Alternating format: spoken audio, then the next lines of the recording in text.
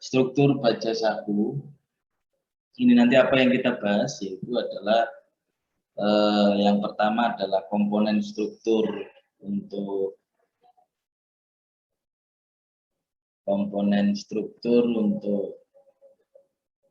tarik, lalu ada komponen struktur untuk tekan. Ya. Nah, untuk yang pertama nanti kita akan bahas tarik, yaitu di semester di awal-awal ya, sampai dengan UTS. Itu nanti tarik, nanti di komponen tekannya setelah UTS sampai dengan menjelang UAS, itu nanti kita bahas yang namanya struktur tekan.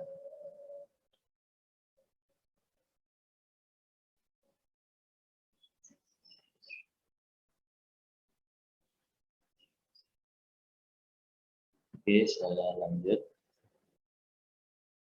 Nah, mungkin beberapa sudah paham ya baja itu apa. Sekilas saja saya coba terangkan bahwa bedanya baja dengan besi, ya kalau besi itu Fe, ferro, ya. Kalau baja itu campuran, jadi ada Fr-nya, ada besinya, lalu ada karbon sebagai penguat, lalu ada campuran yang lain, biasanya dicampur juga dengan Zn atau zinc, seng, lalu yang paling dominan karbon. Ya. Jadi besi lalu dicampur dengan karbon. Itu bedanya dengan besi biasa, besi dan baja. Oleh sebab itu baja kita lebih kuat ya, baja lebih kuat dari besi. Ya, karena didesain dia itu bahan dasarnya besi, nanti diperkuat sehingga mulai dari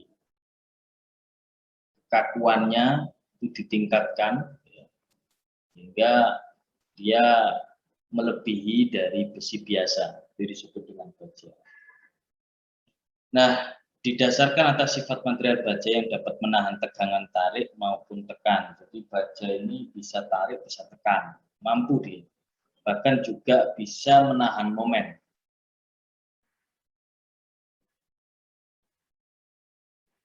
Kekuatan dan duktilitas material baja relatif tinggi, struktur ringan sehingga menguntungkan untuk struktur jembatan bentang panjang, bangunan tinggi ataupun struktur cangkang.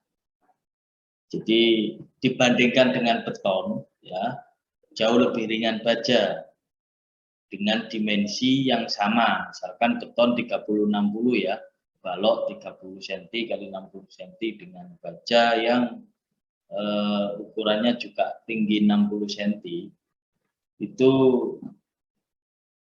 lebih ringan baja.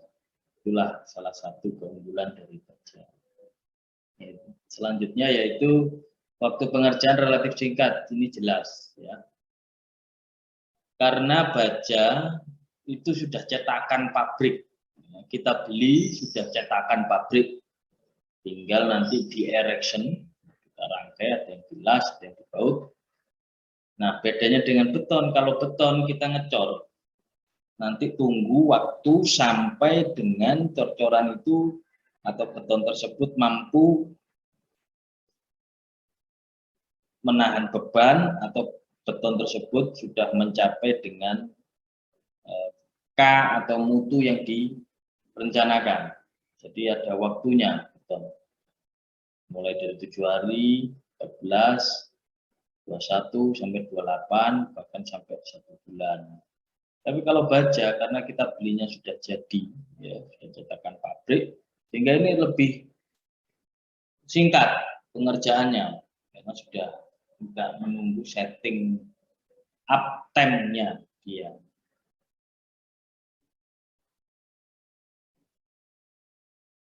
Lalu didesain meliputi desain elemen dan sambungan.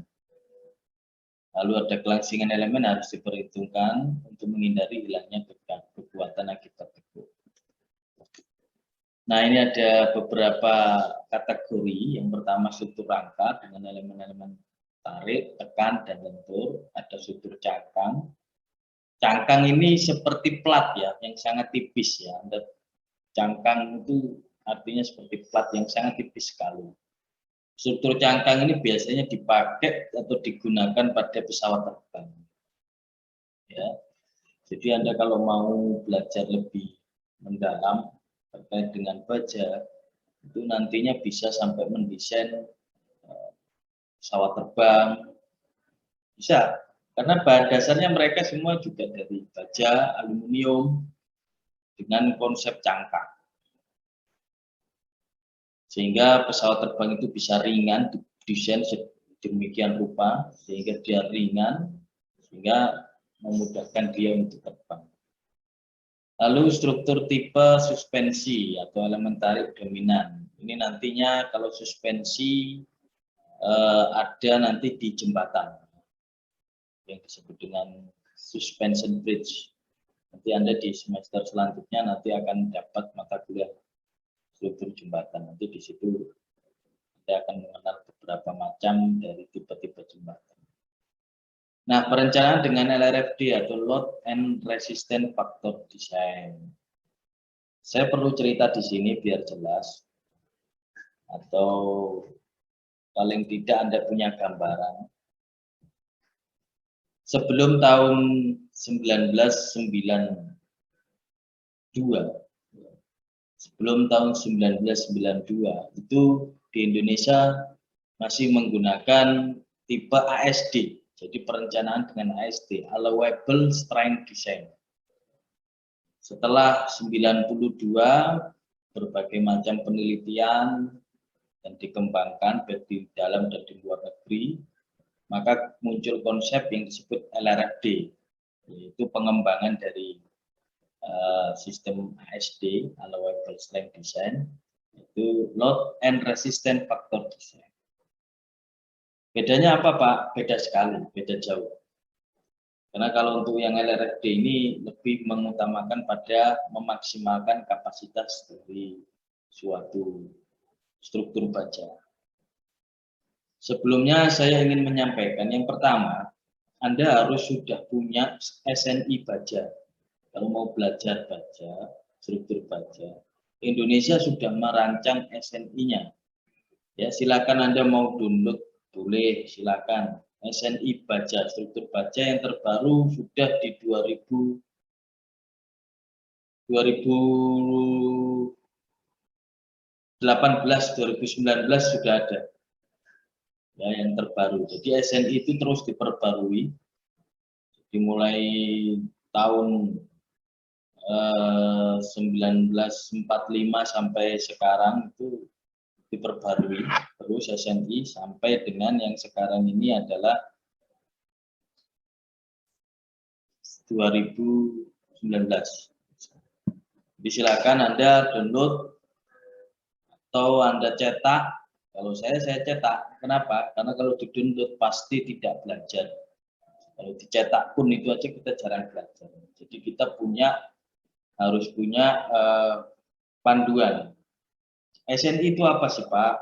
SNI itu adalah kitab sucinya. Ya. Jadi semuanya analisis harus berdasarkan dengan SNI. SNI-nya ini adalah di dalamnya nantinya ada pasal-pasal mengatur tentang berbagai macam kondisi-kondisi terkait dengan perencanaan struktur baja. Nanti silakan Anda download dulu, Anda baca-baca dulu, terutama di pasal-pasal, di bab-bab yang mengenai struktur tarif. Saat ini yang kita bahas adalah struktur tarif. Yang kedua, saran saya adalah Anda harus punya yang namanya tabel baja. Anda bisa download, Anda bisa beli. Kalau saya punya hard copy semua, saya beli. Waktu saya kuliah dulu, saya juga beli. Gitu ya. Terus kuliah dulu ya juga saya beli. Sehingga sampai sekarang saya punya. Gitu ya. Itu hard copy maupun soft copy-nya juga ada. Tabel baja. Isinya apa Pak? Ya, Anda harus punya SNI. Anda harus punya SNI, lalu Anda harus punya tabel baja. Tabel baja itu isinya adalah profil-profil ya yang nantinya akan digunakan baik yang ada di pasaran maupun nantinya yang digunakan untuk dalam desain perencanaan. Ya, Anda catat itu ya. Anda punya SNI, Anda punya tabel baja, dan selanjutnya Anda juga saya harapkan Anda punya bukunya. Ya entah terserah penerbitnya siapa ya. Anda harus punya buku panduan ya, baik yang penerbitnya dari Erlangga ada, dari penerbit Andi juga ada, dari ITS Press juga ada. Jadi silakan ya, Anda terserah Anda mau. Saya punya semuanya, saya punya dari Erlangga, saya punya dari penerbit Andi, saya punya dari ITS Press, saya juga punya. Jadi tidak ada ruginya ya kita punya itu. Nantinya akan bisa kita pakai di selanjutnya. Nantinya ada baca 2, kalau berminat nanti bisa ngambil baca 3, itu ada semua di buku-buku tersebut ya. Oke. Saya lanjutkan lagi. Setelah Anda punya itu semua, sedikit banyak Anda baca. Anda baca, Anda pahami, maksud saya adalah begini, ketika perkuliahan Anda sudah tidak janggal. Struktur baja itu apa sih? Anda sudah tidak janggal. Dan satu hal lagi yang perlu saya kasih arahan yaitu adalah silakan Anda lihat di lapangan bangunan-bangunan struktur baja. Biar Anda lebih familiar dengan struktur baja. Kita lagi belajar apa sih? Misalkan gitu. Kita lagi ambil mata kuliah baja. Oleh sebab itu Anda misalkan jalan-jalan atau di kehidupan sehari-hari Anda, silakan Anda untuk mengamati struktur-struktur bangunan-bangunan yang dari baja. Gitu ya.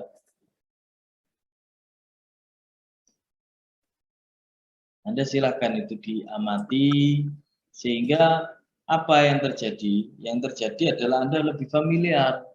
Oh, baja ini seperti ini. Banyak sekali baik jembatan maupun bangunan. Bangunan terlebih itu banyak itu di gudang. Gudang itu banyak dari baja. Sehingga Anda bisa lihat, oh struktur baja seperti ini. Sedangkan kalau jembatan juga banyak yang dari baja. Oh, modelnya seperti ini. Anda jadi lebih familiar, terutama untuk atap ya. Atap misalkan atapnya stasiun, atapnya bandara, itu Anda bisa lihat, oh mereka menggunakan baja, material baja. Nah, inilah yang kita pelajari pada kesempatan kali ini. Oke, saya lanjut.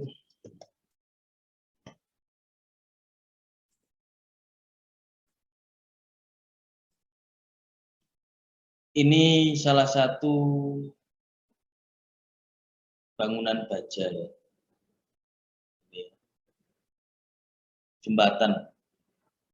Yang ini di luar negeri. Pak, di Indonesia apakah ada ini? Ada. Ada di Indonesia walaupun modelnya tidak sama, tapi ada. Ya, kalau Anda pernah lihat atau jalan-jalan di Jalan Semut Kali, ini jembatannya mirip-mirip begini. Jadi dia juga dari baja di ujung dan di ujung lalu tengahnya mengecil begini.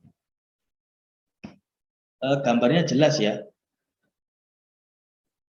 Jelas, Pak.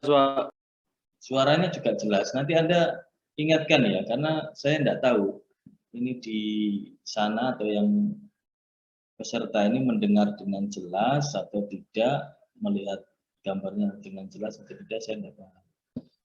Jadi Anda coba reminder.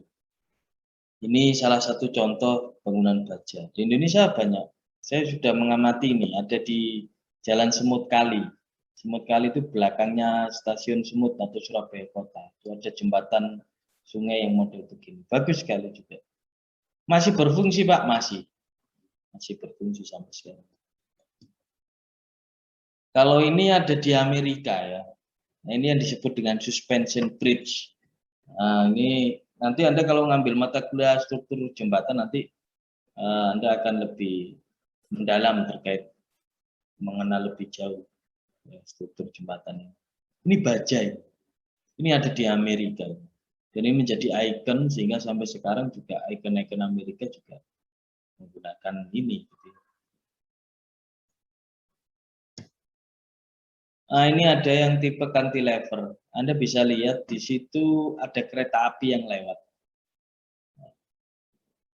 Jadi ada kereta api yang lewat kecil sekali ya, dibandingkan dengan struktur bajanya masih begitu besar. Ini di luar negeri mereka sudah menggunakan teknologi seperti ini.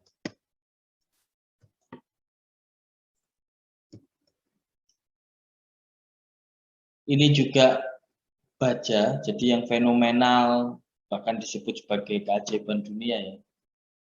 Itu dari struktur baja, itu Menara Eiffel di Paris, Prancis. Anda bisa lihat.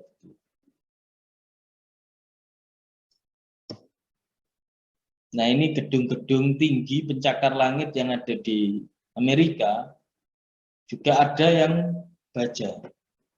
Ya, dari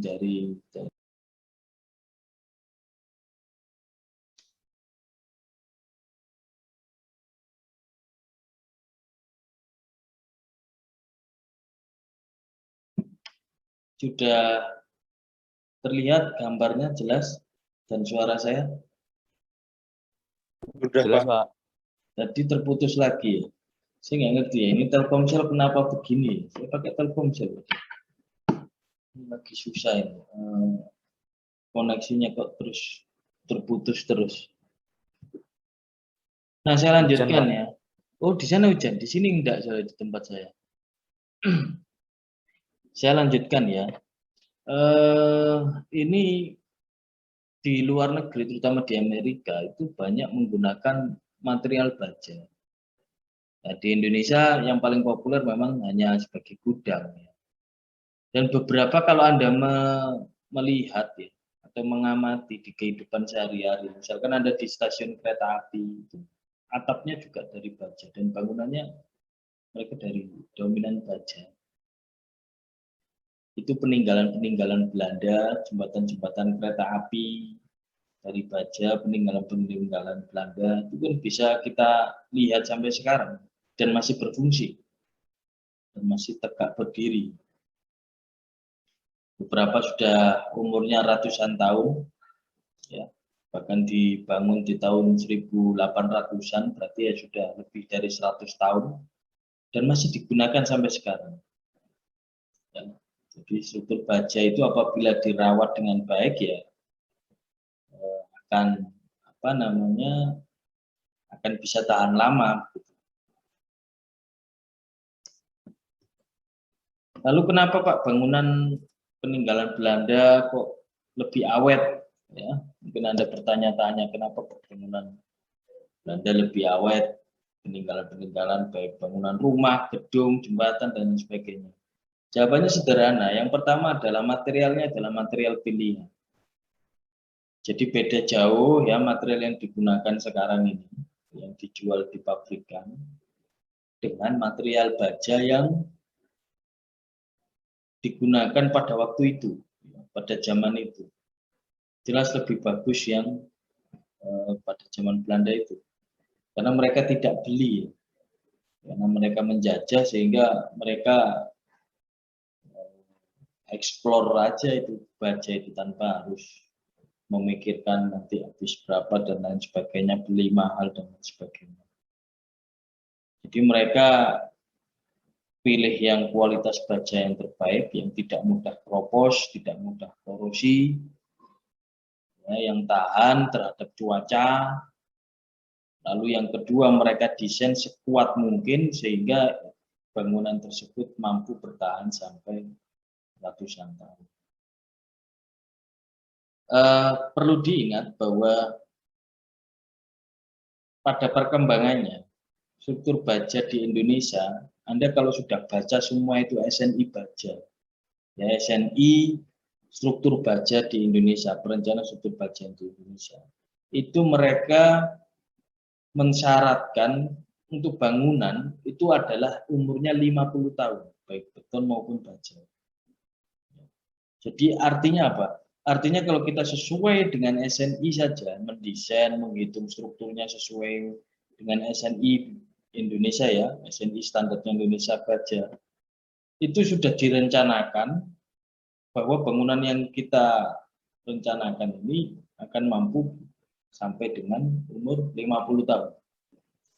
Jadi kalau umurnya Anda sekarang sudah beberapa sudah 25, ada yang ya mungkin kalau 50 tahun sampai umur 75, itu Anda masih bisa melihat, masih bisa mencari bukti-bukti bahwa masih ada.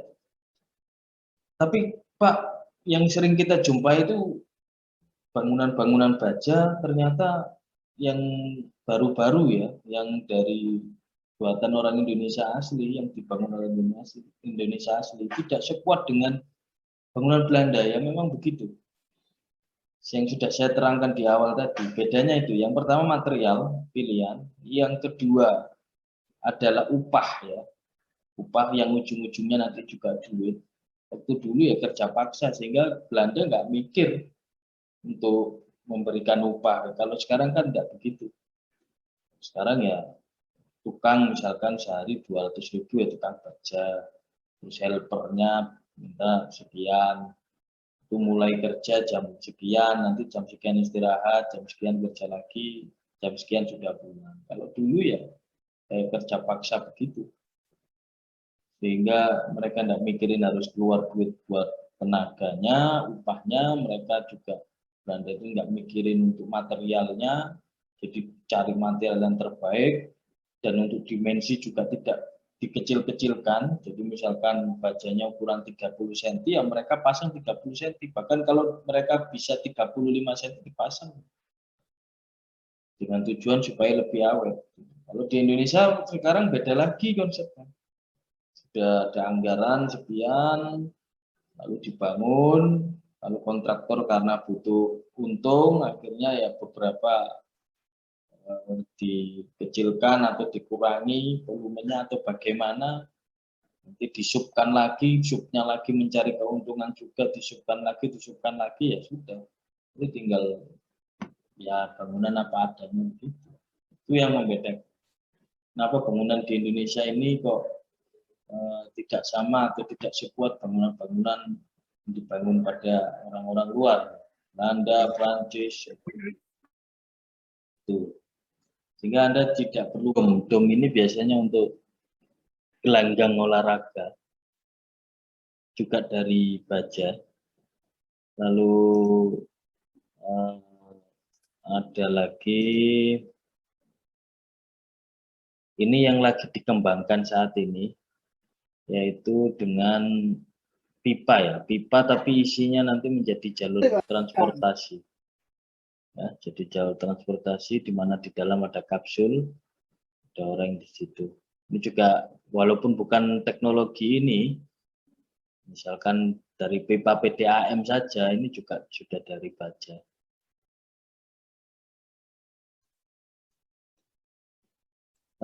Ini di dalam stadion ya, stadion juga. Ini atap-atapnya, rangka-rangkanya ini juga baja.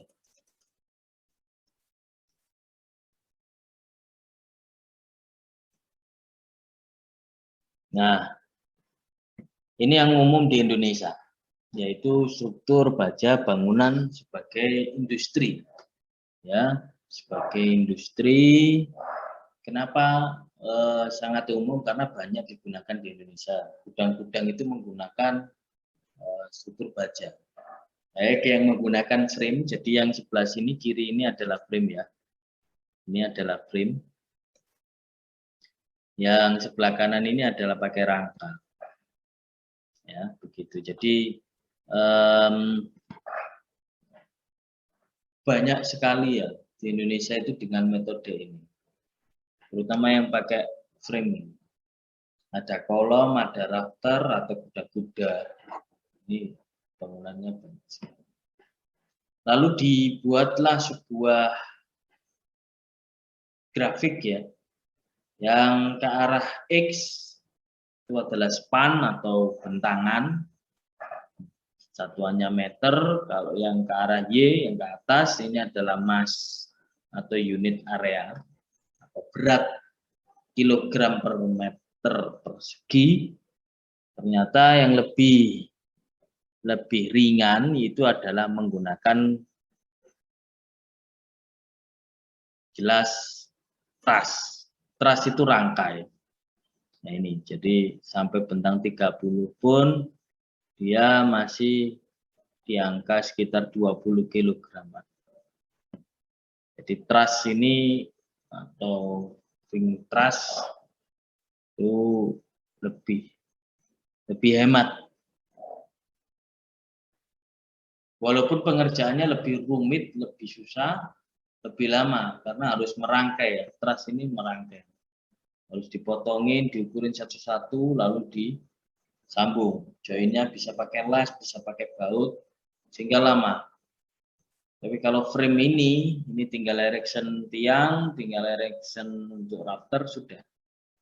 Lebih cepat, lebih praktis pakai frame. Oleh sebab itu yang model frame ini di Indonesia sangat populer. Ini beberapa sistem bracing. Nah, bedanya dengan bangunan biasa ya, bangunan beton ya, bedanya dengan beton. Kalau di baja itu punya bracing atau ikatan. Jadi diikat baja itu supaya dia tidak deformasinya tidak terlalu berlebihan. Sehingga ada bracing atau ikatan-ikatan. Nanti Anda akan belajar di gudang-gudang itu pasti ada begininya. Ada yang diikat-ikat. Ini dari apa materialnya? Dari tulangan dan jarum keras. Erection gitu waktu itu sehingga dia tidak sampai atau mengurangi goyangan dari struktur. Saya rasa sampai sini dulu saja ya, karena nanti kita akan masuk itu di minggu depan itu mulai menghitung dan konsep RN. Jadi hari ini kita sampai di sini dulu. Sampai di sini ada yang mau tanya silakan ya, diskusi. Di saran saya tadi, ya silakan. Nama Mas, nama Mas. Nama saya Gary Bramesta, Pak. Ya, NIM-nya 2014. Iya, iya, Pak. Ya, silakan. Mau bertanya yang grafik antara apa namanya Pak tadi, span baja sama berat masanya. Ini ya. Itu yang ketika ketika spannya 5 meter itu kenapa masanya berat ya Pak sampai dengan 45-an kilogram per meter persegi. Kenapa bisa berat? Sama kayak ketika spannya 30 meter masanya juga sama sekitar 40-an. Itu kenapa ya Pak? Ya untuk yang portal ya. Kita tanya yang mana? Ini ada 3, ada portal, ada flat truss. Yang portal Pak. Oh, yang portal. Jadi portal Anda bisa bayangkan ya 5 meter ya bentangnya ya. Anda ini Gary Anda perhatikan. Ini ada tiang ya. Ini ada rafter, Ya, berarti walaupun dia 5 meter, komposisinya tetap ada 4 tim. Ada tiang 2, ada rafter 2, gitu ya. Gini kan. Sehingga ketika ini tetap ya gudangnya itu tetap memaksakan pakai apa namanya besi atau pakai baja ya, konstruksi portal baja begini. Itu dia lebih boros. Artinya dia lebih berat, kilogramnya baja lebih banyak karena dia tetap harus pasang walaupun jaraknya 5 meter, tetap harus pasang 2 tiang dan 2 rafter. Nah, begitu. Jadi hematnya dia di rafternya, mungkin rafternya ini ya, kuda-kudanya ini. Itu tidak seberapa besar. Tapi tiangnya kan tetap harus masang. Kan tetap harus 2, kan tidak bisa 1. Nah, itulah yang dimaksud dengan grafik ini. Nah, ini adalah hasil penelitian. Ya. Orang melakukan riset, mulai dari dia mendesain 5 meter, 6 meter, 7 meter, lah gitu. Sampai dengan 35 meter. Anda bisa tangkap apa yang saya maksud ya? Itu tadi Gary ya? Iya Pak. Bisa tangkap yang saya maksud ya? Paham ya? Paham Pak. Ya, jadi kalau misalkan tiangnya ini terlalu dekat ya, misalkan 5 meter, harusnya 2 tiang ini tidak harus 5 meter gitu. 15 meter aja dia bisa bentangan 15 meter tanpa tiang. Nah ini ternyata dipasang cuma 5 meter sehingga lebih ke arah ke pemborosan. Harusnya dia 15 meter tidak masalah. Kalau baja Anda lihat itu 15 meter tidak masalah.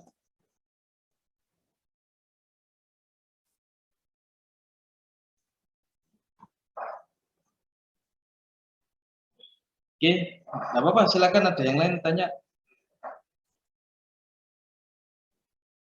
Halo. Halo. Halo. Ya, halo Pak. Silakan ada yang tanya, monggo ya. Saya nggak ngerti ini masih connect atau enggak. Makanya saya sering ya, komunikasi dua arah karena saya tidak tahu ini connect atau enggak. Ada yang tanya silakan.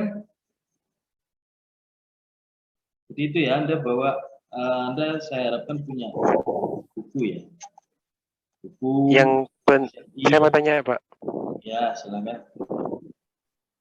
Itu yang untuk baca diagramnya itu maksudnya gimana Pak? Itu yang penelitian itu loh Pak. Bacanya, cara bacanya. Iya.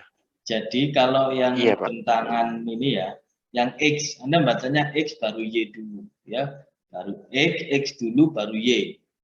X 5 meter. Jadi kalau saya punya bentang ini 5 meter gitu ya. Seperti ini anggaplah ini 5 meter. Nah, dia titiknya berada di mana? Ditarik ke Y, di sini 50 kg per meter persegi. Jadi kalau bentangnya 5 meter, misalkan 5 meter kali 5 meter ya, bangunannya 5 meter kali 5 meter, berarti ada berapa? 25 meter persegi. Ya, bangunannya ada 25 meter persegi. Nah, di situ itu penelitian ini menyebutkan bahwa terlalu boros kalau dipasang jaraknya per 5 meter. Itu setelah dihitung sama dia, ini beratnya tiangnya ini harus ada 2, rafternya harus ada 2, semua dihitung, beratnya ketemu sekian kilogram, sekian ratus kilogram, lalu dibagi dengan areanya tadi saya sebutkan 25 ya, kalau misalkan bentangnya 5 meter seperti ini, berarti 5 meter ke kanan dan 5 meter ke belakang, atau 5 meter X dan 5 meter Y, maka dia luasannya areanya menjadi 25 meter persegi ya, sehingga tadi misalkan totalnya beratnya ini tadi 1 ton dibagi 25 meter persegi, maka keluarnya adalah sekitar 40 ya, 40 kilogram. Bacanya begitu caranya ya. Masih belum bisa baca grafik.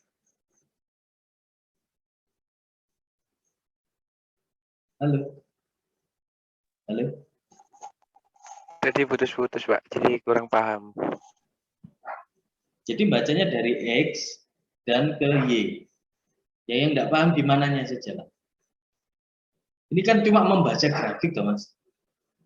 Harusnya ini sudah semester 3 ya. Baca grafik itu SMA kan, X, Y itu kan. Anda baca satuan, kalau yang span ini bentangan, dan bentangannya dia 5 meter satuannya, kalau yang ke atas Y ini, satuannya adalah kilogram per meter persegi. Gambarnya mana Pak? Gambarnya di atas. Terus di samping sebelah sini. Jadi ini terdiri dari titik-titik. Kalau 10 meter dia ditarik ke atas, sini dia jatuhnya di sekitar, saya tarik ke sini ya 32 kg. Ya, kalau 15 meter dia optimum di puncaknya, dia sekitar 30-an, 30 kg. Lalu dia ternyata naik lagi kalau misalkan 20 meter. Jadi kalau bentangnya dipaksakan 20 meter, maka beratnya secara keseluruhan, secara area per meter perseginya dibagi areanya, dia naik lagi. Ini hanya sebuah penelitian, hasil penelitian. Anda tidak perlu harus memakai ini, gitu ya. Jadi Pak, ini nanti dipakai untuk apa ya? Dipakai untuk wawasan, sehingga Anda misalkan mendesain suatu gedung karena sudah diteliti sama orang, kalau bisa baja itu bentangnya jangan kecil-kecil ya. Karena kalau kecil-kecil atau pendek-pendek bentangnya cuma 5 meteran atau mungkin 2 meteran, wah itu lebih boros. Paham ya maksud saya? Terlalu banyak tiang, terlalu banyak, kan nanti jadi boros. Itu maksud dari penelitiannya orang ini. Paham ya? Sudah Pak, sudah paham Pak. Nah, oke. Kalau sudah, saya rasa cukup sekian ya. Nanti di pertemuan atau sesi berikutnya saya akan masuk di mulai menghitung ya seperti ini. Dan sebab itu saya harapkan Anda sudah punya pertemuan berikutnya. Saya harapkan Anda punya bukunya, punya buku, punya SNI, punya tabel baja, dan sudah Anda baca sedikit-sedikit, terutama di bab masalah komponen tarik, sehingga Anda paling tidak lebih familiar terhadap struktur baja. Saya rasa perkuliahan ini sampai sekian dulu. Saya tutup. Wassalamualaikum warahmatullahi wabarakatuh.